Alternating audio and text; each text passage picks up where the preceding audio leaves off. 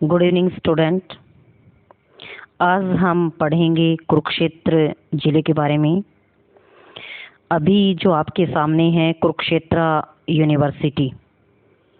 Kurukshetra university जो आप देख रहे हैं बहुत ही प्राचीन यूनिवर्सिटी है और हमारे लिए बड़े गर्व की बात है कि जो कुरुक्षेत्र यूनिवर्सिटी है कि यहाँ पर हमारे स्टूडेंट्स के लिए इतनी फैसिलिटी है।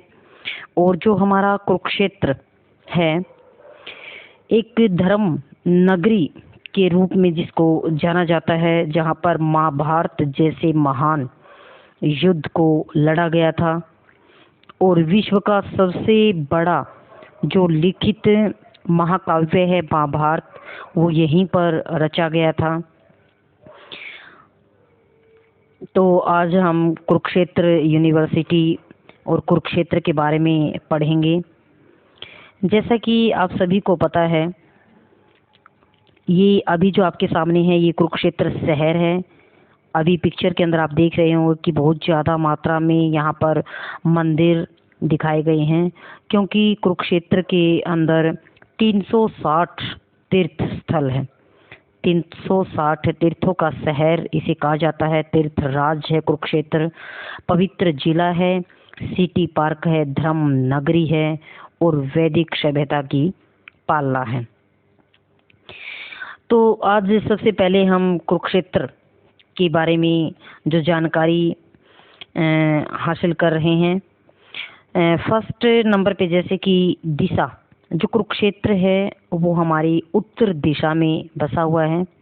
इसकी स्थापना 23 जनवरी 1973 को सरस्वती और दृश्यद्वती नदियों के मध्य स्थित है। जो इसकी स्थापना हुई है वो 23 जनवरी 1973 को हुई थी।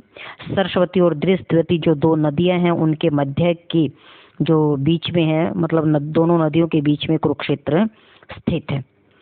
इसकी तहसील शाहबाद, पेहवा, थानेसर और लाडवा है। एक लाडवा हिसार के अंदर है, लेकिन ये लाडवा जो है ये कुरुक्षेत्र के अंदर है। कुरुक्षेत्र का क्षेत्रफल 1530 वर्ग किलोमीटर है। इसका लिंग अनुपात 888 है। लिंग अनुपात आप सभी को पता भी होगा कि 1000 पुरुषों के ऊपर 888 महिलाएं। साक्षरता जो दर है वो 76.7% है। 100 में से केवल 76 यानी 100 में से सिर्फ 76 जो लोग हैं वो पढ़े लिखे हैं।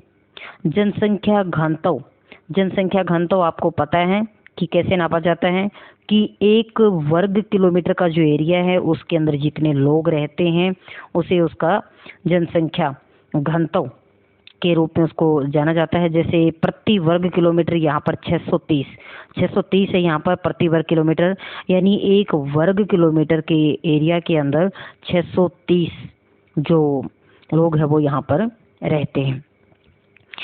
इसकी स्थापना, कुरुक्षेत्र की स्थापना राजा कुरु ने की थी।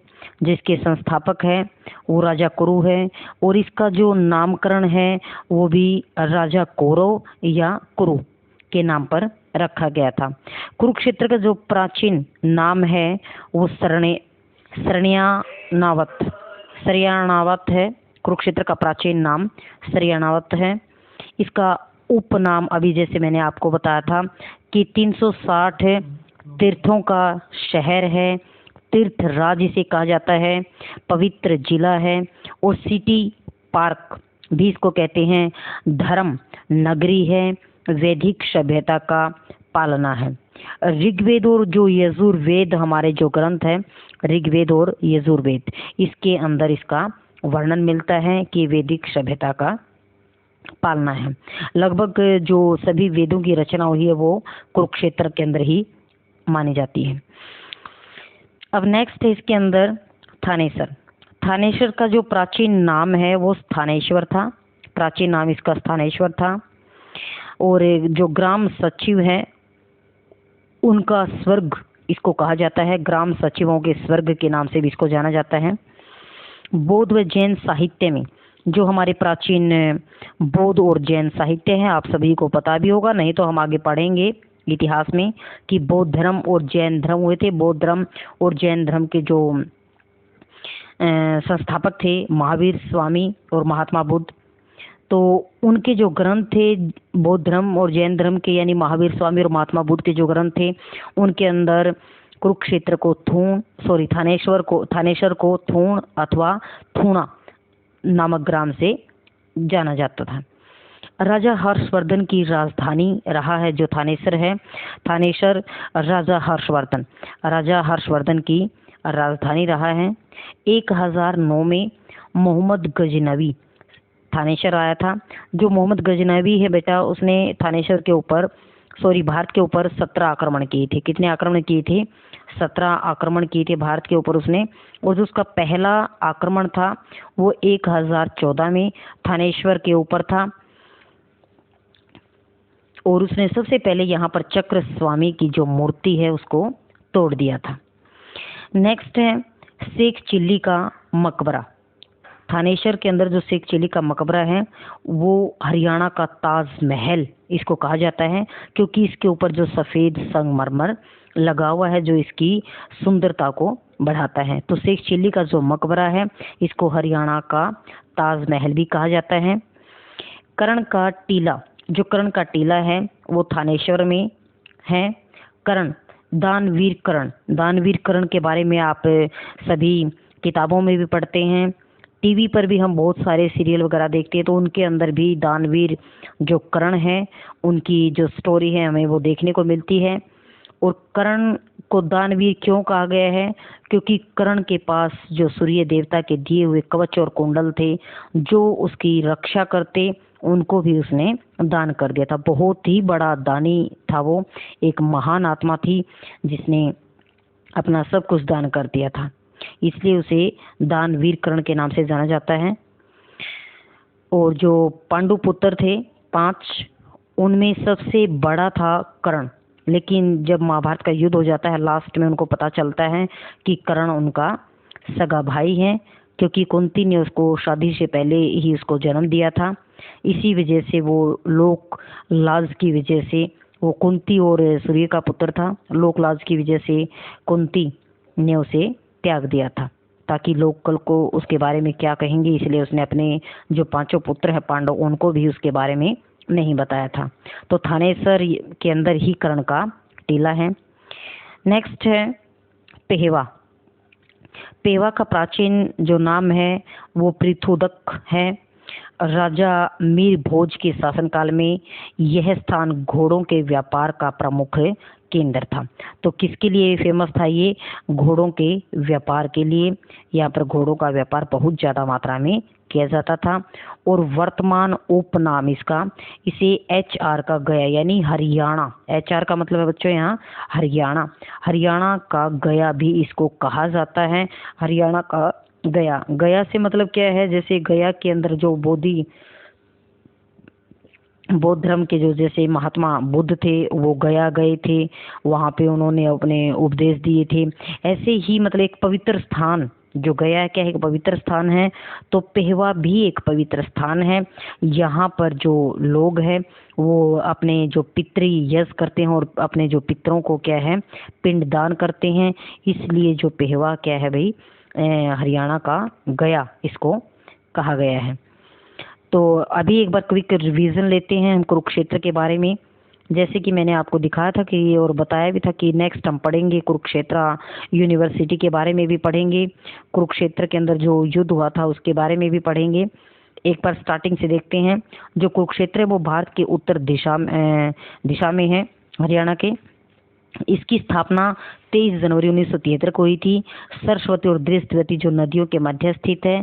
तहसील शाहबाद, पेवा, थानेसर और लाडवा है। क्षेत्रफल 1530 वर्ग किलोमीटर है। लिंगानुपात मैंने बताया था आपको 888। साक्षरता दर 76.7। घनत्व 630 प्रति वर्ग किलोमीटर। और कुरुक्षेत्र की जो स्थापना है वो किसने की थी? राजा कुरु ने। इसी राजा कुरु के नाम पर ही इसका नाम कुरुक्षेत्र पड़ा है, राजा कुरु या कुरु के नाम पर। प्राचीन नाम इसका सरयाणावत है। उपनाम इसको मतलब किस अन्य नामों से जाना जाता है? 360 तीर्थों का शहर, तीर्थ राज, पवित्र जिला, सिटी पार्क, धर्म नगरी, वैदिक सभ्यता का पालना। थानेसर जो कुरुक्षेत्र के अंदर है, इसका प्राचीन नाम स्थानेश्वर यानी ग्राम सचिवों का स्वर्ग भी इसको कहा जाता है। बौद्ध व जैन साहित्य में से थूण अथवा थूणा ग्राम के नाम से जाना जाता है। कई बार जब बच्चे नाराज हो जाते हैं ना, तो हम उसको बोलते हैं प्यार से कि क्यों थूण सा मुंह कर रहा है, क्यों हो गया तेरा? तो वही चीजें हैं कि मतलब उसके हिसाब से, यानी थूण यानी थानेश्वर को प्राचीन नाम इसका क्या था? थूण या थूणा। राजा हर्षवर्धन की राजधानी रहा है ये। 1009 में जो मोहम्मद गजनवी थानेश्वर में आए थे और उन्होंने अपना पहला आक्रमण 1014 में थानेश्वर पर किया था। और जैसा कि आपको पता भी होगा, नहीं तो हम नेक्स्ट पढ़ेंगे हिस्ट्री में, कि मोहम्मद गजनवी ने अपना जो 17वां आक्रमण वो सोमनाथ के मंदिर पर किया था। और सोमनाथ का जो मंदिर है उसके अंदर इतनी अपार धन संपत्ति थी कि वो कहा जाता है कि बहुत सारे घोड़ों के ऊपर 1000 या इससे कुछ ज़्यादा हो गए, कि मतलब उन घोड़ों के ऊपर वो संपत्ति को लाद कर लेकर गया था। शेख चिल्ली का मकबरा है जिसे हरियाणा का ताजमहल कहा जाता है, क्योंकि सफ़ेद संगमरमर इसके ऊपर लगा हुआ है, जो इसको एक शानदार एक शानदार मकबरा ये सफ़ेद संगमरमर की वजह से लग रहा है। कर्ण दानवीर कर्ण का जो टीला है वो थानेसर में है। इस पेहवा का जो प्राचीन नाम है पृथुदक है, एक पवित्र स्थल है। यहाँ पर लोग क्या करते हैं कि मतलब पिंडदान यहाँ पे करते हैं, और एक पितरों के लिए जो पिंडदान यहाँ करते हैं, एक पवित्र स्थल है, इसलिए इसे हरियाणा का गया भी कहा गया है। और राजा मीर भोज के शासनकाल में यहाँ पर घोड़ों का जो व्यापार का एक प्रमुख केंद्र था। तो बच्चों, आज के लिए हम कुरुक्षेत्र के बारे में सिर्फ इतना ही पढ़ेंगे। नेक्स्ट वीडियो में हम कुरुक्षेत्र से रिलेटेड अन्य जो जानकारी है, जैसे पेहवा से रिलेटेड रहती है कि जो पेहवा हरियाणा का एक जो खेल मंत्री है अभी संदीप सिंह विधायक है, वो पेहवा से हैं। फिर जैसे शाहबाद है, लाडवा है, और फिर कुरुक्षेत्र के जो प्रमुख मंदिर हैं, यूनिवर्सिटी हैं, सरोवर है, खेल स्टेडियम है। फिर जैसे कि धार्मिक जो यहाँ पर एक अंतर्राष्ट्रीय जो गीता जयंती होती है, उन सब के बारे में हम नेक्स्ट वीडियो में पढ़ेंगे। आज के लिए इतना ही। उम्मीद है कि आप सभी को कुरुक्षेत्र जिले का जो ये टॉपिक आज हमने किया है अच्छे से समझ में आया होगा।